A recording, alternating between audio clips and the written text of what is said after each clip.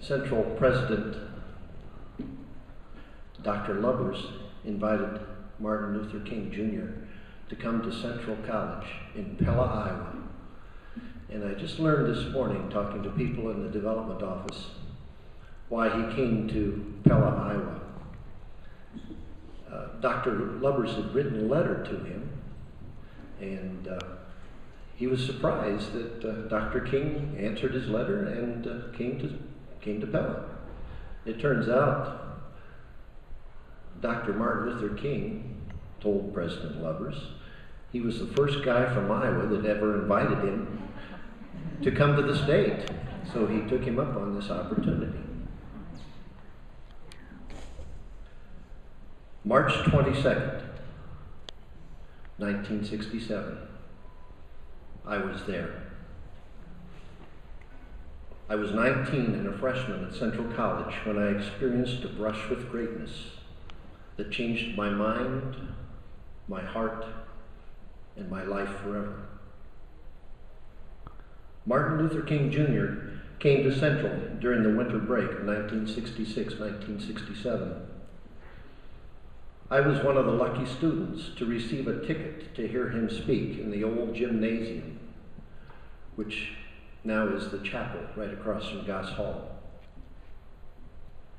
I had seen and heard on the nightly news about his leadership, the strife, the struggles for the cause of freedom, justice, and civil rights for the people of America. But when I saw and I heard in person in Pella, Iowa, Dr. Martin Luther King, I was deeply moved. The passion in his speech was captivating.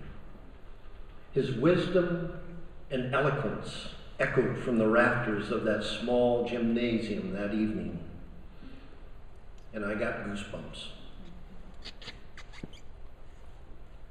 Martin Luther King's commitment to change this country and give hope and freedom to all people of color was one of the greatest movements in American history. His involvement and leadership in meetings, marches, and demonstrations throughout the South took great courage.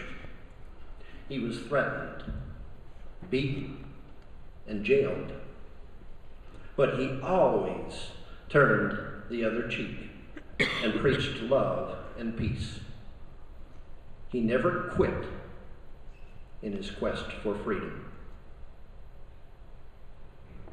I carried his message of hope and freedom in my heart and mind ever since.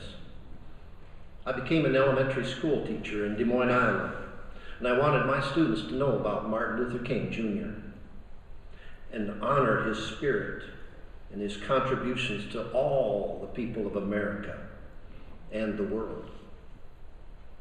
I shared his biography with my students every year. I showed my classes news clips of his speeches, his marches, and struggles for freedom and equality.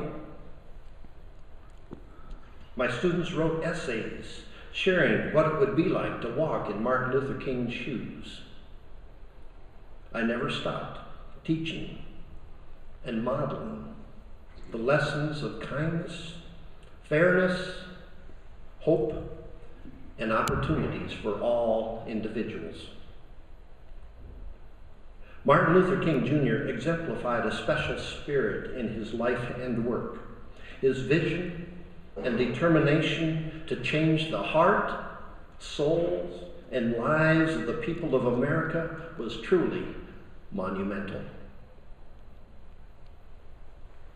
I still get goosebumps when I reflect on that cold winter evening in Pella, Iowa, when I was touched by Martin Luther King Jr.